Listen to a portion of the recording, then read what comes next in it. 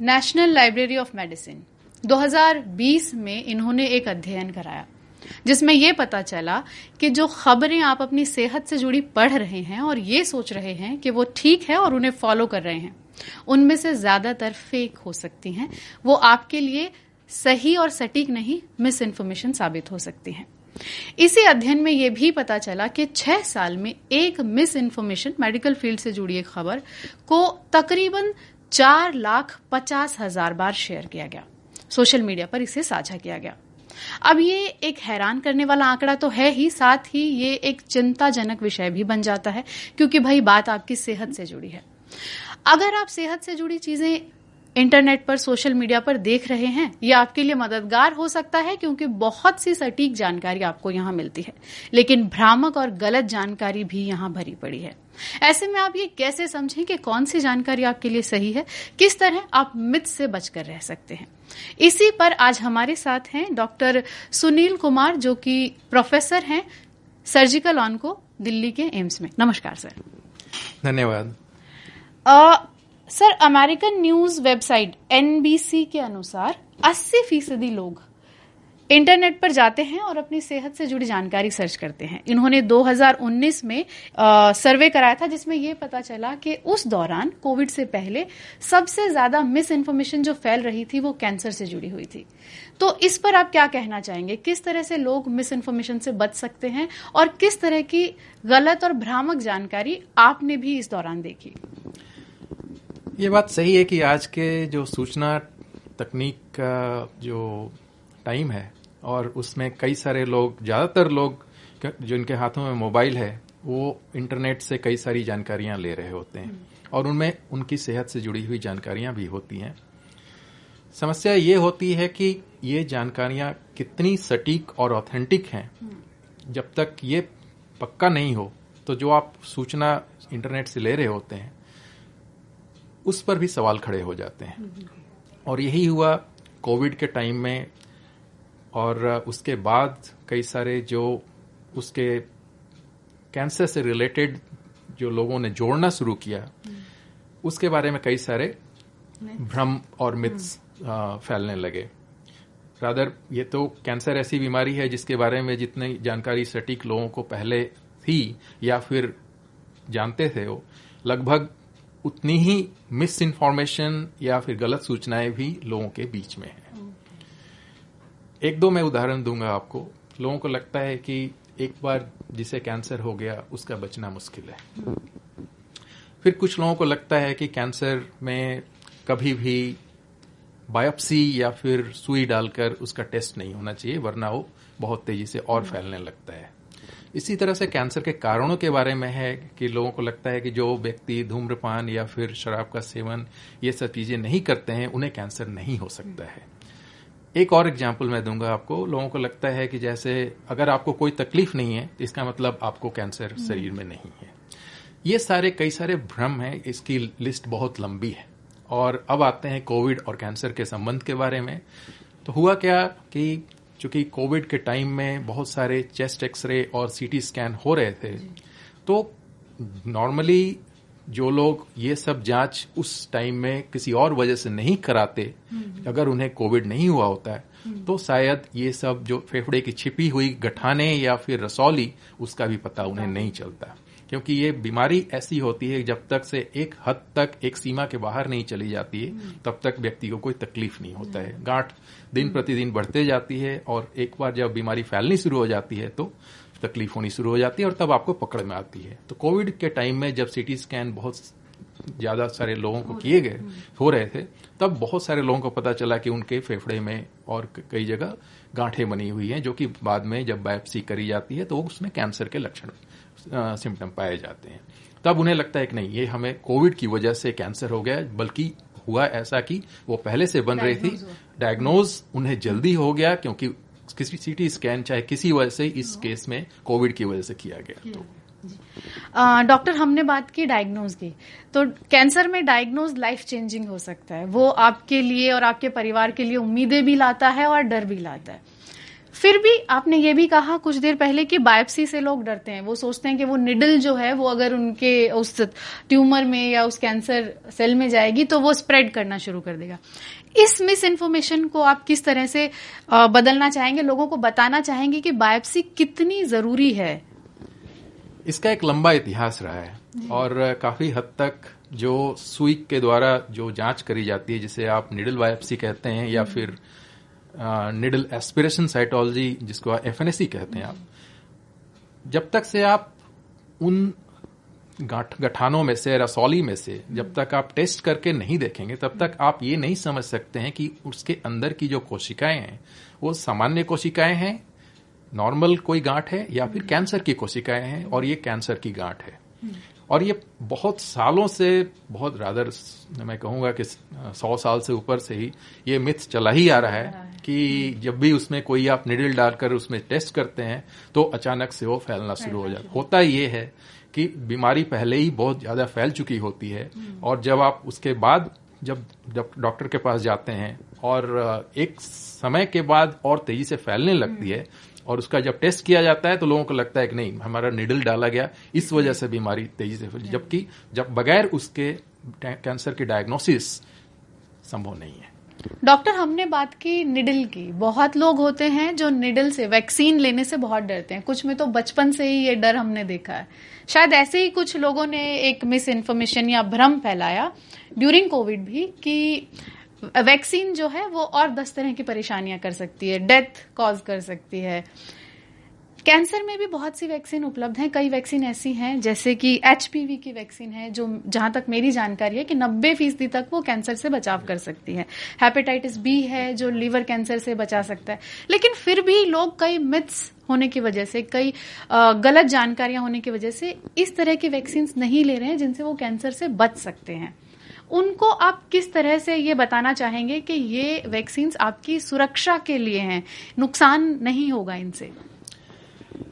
ये बात बिल्कुल सही है कि खासकर कोविड के टाइम में वैक्सीन को लेकर कई सारी भ्रामक स्थिति जरूर थी और उसका कारण ये भी था कि वो एक नई वैक्सीन थी।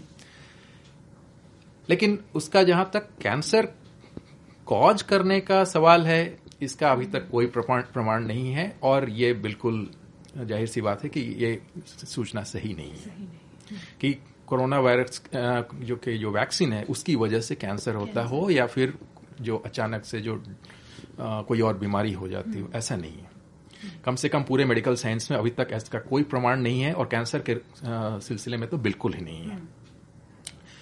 रही बात जो लोगों में एक हेजिटेशन होता है, एक जो आप कह लीजिए कि शक होता है कि पता नहीं ये वैक्सीन हमें लेना चाहिए कि नहीं लेना चाहिए, तो काफी हद तक इसका जो कारण है वो है सूचना का अभाव। लोगों के बीच में जो जानकारी, अवेयरनेस का, जागरूकता का अभाव होना है।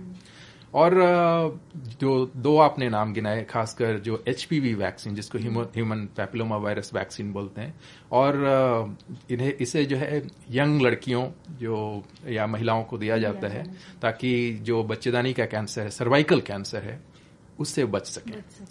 क्योंकि पैपिलोमा वायरस जो सर्वाइकल कैंसर का एक बहुत ही प्रमुख कारण है, उसके कारण में से एक है।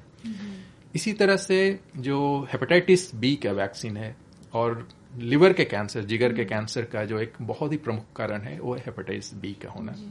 और ये दोनों जो वैक्सीन है कैंसर से बचने में, इन दोनों कैंसर से बचने में बहुत सहायक हैं। और लोगों के बीच में जागरूकता का अभाव होना कि इसका क्या फायदा है और क्यों, तो मैं तो यही कहूंगा कि अब तो हेपेटाइटिस बी वैक्सीन जो राष्ट्रीय टीकाकरण का भाग है, इसी तरह से आने वाले समय में सर्वाइकल वैक्सीन भी काफी हद तक लोगों के बीच में प्रचार प्रसार किया जा रहा है इसका। और ये दोनों वैक्सीन ऐसे हैं जिन्हें बिल्कुल बिना शक के जरूर हमें लेना चाहिए, जो जिनके लिए ये बनाई गई है वैक्सीन, ताकि आप लिवर के कैंसर और सर्वाइकल कैंसर से जो यंग लड़की हैं और बाकी लोग जो है लिवर के कैंसर से बच सकें। डॉक्टर, क्या कारण हो सकते हैं कि आपको एक तरह से 90% की अगर कोई वैक्सीन कह रही है कि 90% आप इस वैक्सीन से कैंसर से बच सकते हैं, तब भी लोग उसे नहीं ले रहे हैं? क्या इसके पीछे भी कोई भ्रम है या कोई मिथ है कि नहीं, अगर आप ले लेंगे तो शायद आप प्रो हो जाएं कैंसर के लिए? या एक तो होता है कि कैंसर का कोई भी दवाई या फिर वैक्सीन के आगे उसके आप बस कैंसर का एक शब्द लगा दें तो लोगों को एक डर बैठ जाता है, तब उसे लगता है कि इससे दूर ही रहना चाहिए।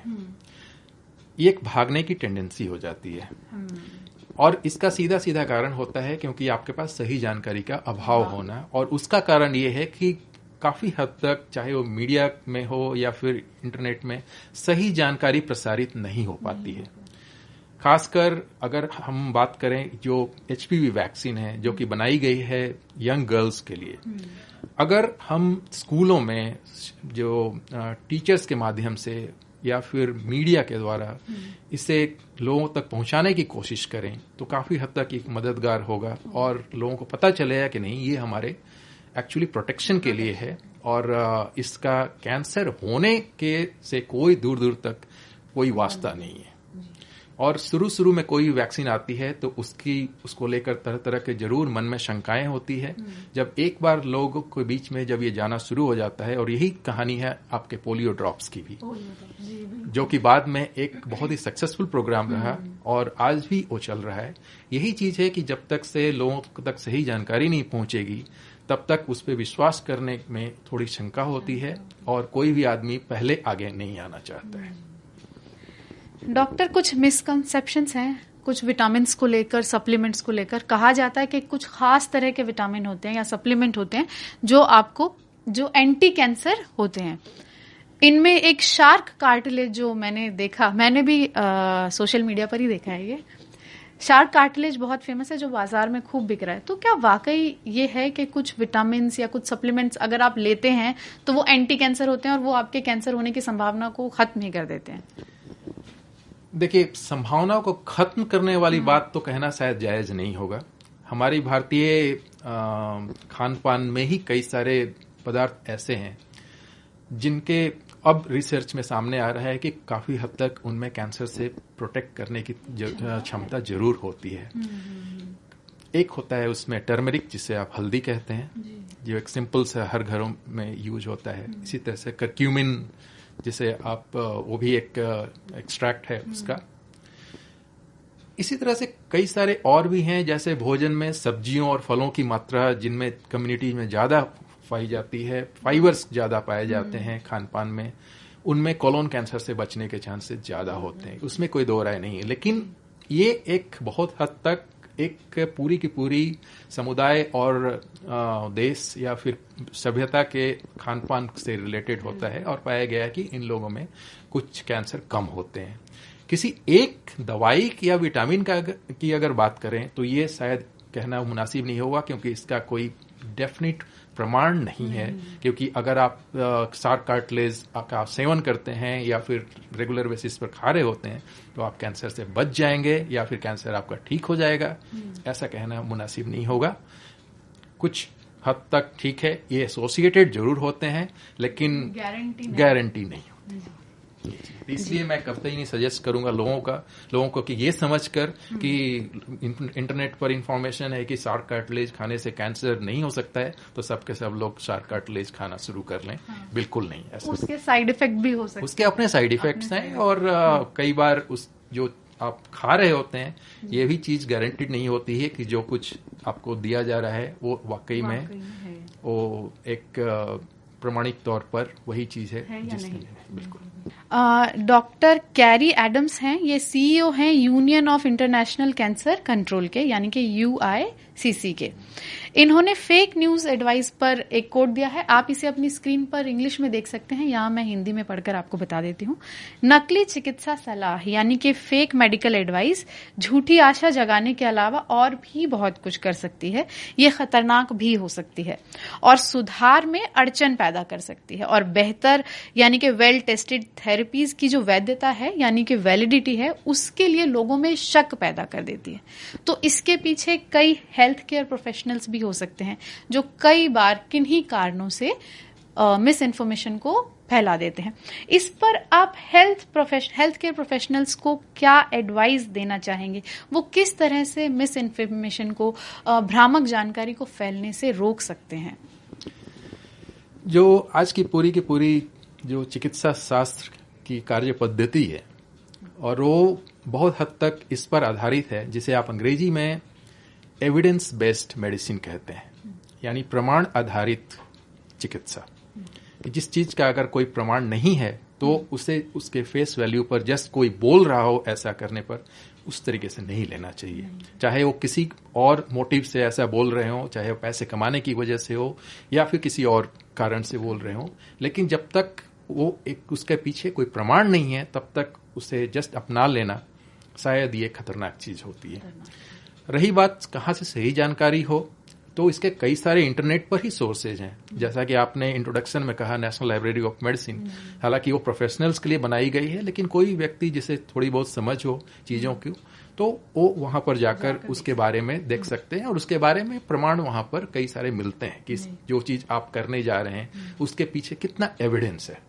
इसी तरह से कई सारे जो कैंसर सोसाइटीज या ऑर्गेनाइजेशंस हैं उनके अपने वेबसाइट्स हैं, उनकी जानकारियां होती हैं, और चाहे वो इंडियन सोसाइटी हो, इंडियन कैंसर सोसाइटी हो, चाहे अमेरिकन कैंसर सोसाइटी हो, यूरोपियन सोसाइटी ऑफ कैंसर, ये सारे बहुत सारे जो ऑर्गेनाइजेशंस हैं, चाहे वो यूआईसीसी के जिसका आपने जिक्र किया, उनके अपने वेबसाइट पर जो प्रमाणित जानकारी है काफी हद तक मददगार होती है। आप वहां पर जाकर किसी भी कैंसर के बारे में, उसके बारे में, कारणों के बारे में, उसके जांच के बारे में, उसके इलाज के बारे में आप और एक जानकारी इकट्ठा कर सकते हैं। और ये सिर्फ एक सामान्य व्यक्ति के लिए नहीं है, बल्कि उससे ज्यादा जरूरी जो हेल्थ केयर प्रोफेशनल्स के लिए, क्योंकि उनके कई बार ये होता है कि उन्हें खुद उसकी बात की जानकारी नहीं होती है, और जो कुछ जानकारी उन्हें है उन्हें बिना चेक किए हुए वो दूसरे से शेयर कर रहे होते हैं और उनकी बात को लोग मान भी रहे होते हैं।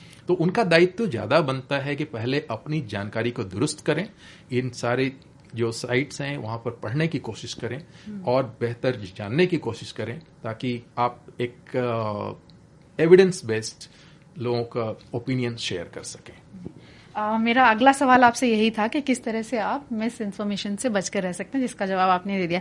तो अब रुख करते हैं कुछ मिथ्स की तरफ। कैंसर को लेकर बहुत से मिथ्स हैं, बहुत सी भ्रामक जानकारियां हैं जो लोगों में फैली हुई हैं, जैसे बायोप्सी को लेकर, खान पान को लेकर। इन्हीं में से है कि कैंसर को डेथ सेंटेंस माना जाता है। इस बात को आप किस तरह से लोगों तक पहुंचाना चाहेंगे कि ये गलत है? उसके पीछे एक अपनी पृष्ठभूमि रही है कि जब इलाज नहीं था, और ऐसा नहीं कि कैंसर आज की बीमारी है, ये तो पिछले 100 साल से तो लोगों को पता ही है, शायद उससे पहले का भी उसका इतिहास रहा है।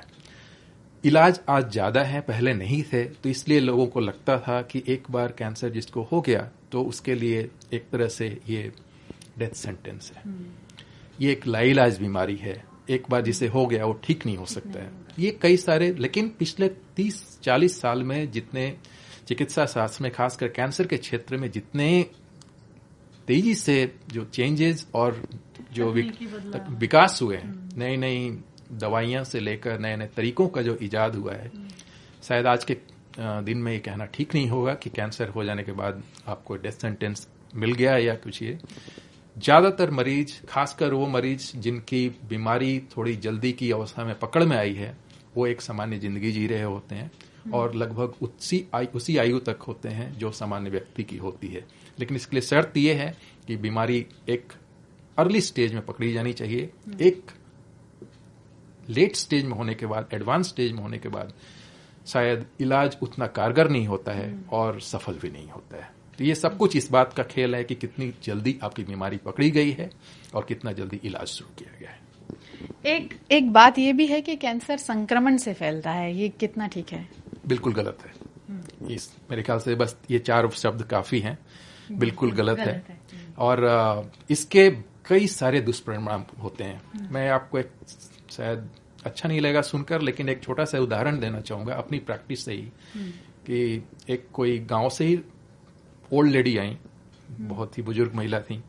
उनका ऑपरेशन करने के बाद वो लगभग ठीक हो गई, लेकिन घर जाने के बाद उनके परिवार वालों ने एक तरह से उनका सामाजिक बहिष्कार करना शुरू कर दिया।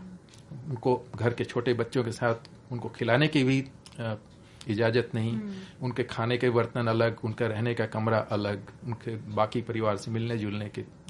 बहुत दुख होता है ये देखकर, खासकर ये बीमारी जिसमें पक्के तौर पर कह सकता है आदमी कि नहीं, ये बिल्कुल संक्रामक बीमारी नहीं है और एक बार ठीक हो जाने के बाद आप बिल्कुल एक सामान्य व्यक्ति की तरह ही आप अपनी जिंदगी व्यतीत करते हैं। तो ये जितने मरीज हैं उन्हें एक्चुअली एक हमारी सहानुभूति की जरूरत है, उन्हें ज्यादा मदद की जरूरत है, रादर देन कि हम उनका एक तरह से सामाजिक बहिष्कार करना शुरू कर दें। बिल्कुल गलत बात है। हाँ, तो यहाँ आप समझ सकते हैं कि एक परिवार किस तरह से टूट सकता है अगर मिस इन्फॉर्मेशन उनके बीच में फैली हुई है। एक बात जो कि बहुत ही कॉमनली सुनने को मिलती है कि ये तो मैंने भी बहुत देखा है कि अगर आप लैपटॉप का वायर कनेक्ट करके काम कर रहे हैं तो उससे आपको कैंसर हो सकता है। माइक्रोवेव का जो फूड है उसमें आप गर्म करके अगर खा रहे हैं तो उससे आपको कैंसर हो सकता है। शुगर कैंसर को बढ़ाती है। ये क्या कहना चाहेंगे आप इन पे? इन तीनों का कोई प्रमाण नहीं है। बिल्कुल नहीं। न तो लैपटॉप का कोई प्रमाण है कि आप, अदरवाइज ये होता ही है कि जितने लोग लैपटॉप पे काम कर रहे होते सबको कैंसर हो चुका होता है। सेल फोन, इतने सारे लोग माइक्रोवेव का खाना खा रहे होते हैं, तो जहां जहां माइक्रोवेव नहीं है इसका मतलब वहां पर कैंसर नहीं होता है? बिल्कुल नहीं, ऐसा भी नहीं है। इससे पहले आपने एक बात की कि जितनी जल्दी हो सके कैंसर का इलाज शुरू किया जाना चाहिए। अब ये एक मिथ है या सच? लोग बहुत जल्दी उनको हो जाती है कि जैसे उन्हें पता चला, डायग्नोज हुआ कि कैंसर है, अच्छा अब जल्दी से सर्जरी होनी चाहिए, या उसे पूरा टाइम देखकर समझकर, क्या वाकई जल्दबाजी की जानी चाहिए सर्जरी के लिए? जल्दबाजी से कतई इसका मतलब नहीं होता है कि आज अगर पता चला है तो आज रात में ऑपरेशन हो जाना चाहिए, ऐसा नहीं है। लेकिन उसके पहले की पूरी जांचें और तैयारी जितनी भी चाहिए वो पूर्ण हो जानी चाहिए, ताकि ये पक्का हो जाए कि बीमारी कौन सी है, किस वैरायटी का कैंसर है, किस स्टेज का कैंसर है और उसके लिए जो उचित इलाज क्या होगा। इसके लिए जो जितने भी डॉक्टर हैं, कोई एक व्यक्ति डिसाइड नहीं करता, कोई एक डॉक्टर डिसाइड नहीं करता है, बल्कि अलग अलग स्पेशलिटी के लोग हैं। जैसे ऑपरेशन के डॉक्टर हुए, कीमोथेरेपी के डॉक्टर हुए, रेडियोथेरेपी के डॉक्टर हुए, तीनों मिलकर इलाज तय करते हैं कि पहले क्या इलाज करना है, उसके बाद कौन सा इलाज करना है और बाकी कुछ क्या क्या इलाज करना है। तो ये बात तो सही है कि बिना कारण समय गंवाने का कोई औचित्य नहीं है, लेकिन इसका भी मतलब ये नहीं हुआ कि रातों रात ये चीज करना ही करना है, और जब तक से बाकी चीजें पूरी नहीं हो जाती है, तैयारी पूरी नहीं हो जाती, तब तक हड़बड़ी में कभी भी ऐसा हम लोग नहीं करते हैं। डॉक्टर, एक आखिरी सवाल लेते हैं जो वहां पर बहुत से लोग जानना चाहते हैं। क्या एक बार कैंसर हुआ, आपने इलाज कराया और अभी आपको कैंसर नहीं है, लेकिन कुछ समय बाद दोबारा कैंसर आएगा ही आएगा, ये इस बात को आप लोगों तक किस तरह पहुंचाना चाहेंगे? इसमें क्या सही है और क्या गलत? अगर आप इस सवाल को इस तरह से रखते कि कैंसर दोबारा आ सकता है तो शायद ज्यादा उचित होता, न कि ये कहना कि आएगा ही आएगा। लोगों में ये मिथ है कि अगर आपने इलाज कराया है तो भी दोबारा होगा। यही चीज मैं इसको करेक्ट करना चाहूंगा कि जी हाँ, ऐसा जरूर है कि जितने भी कैंसर के इलाज के बाद सारे मरीजों को एक रेगुलर चेकअप की जरूरत होती है, क्योंकि उनमें वापस आने के चांसेस जरूर होते हैं। ऐसा नहीं है कि आएगा ही आएगा, लेकिन सब कुछ इस पर निर्भर करता है कि बीमारी किस स्टेज की थी।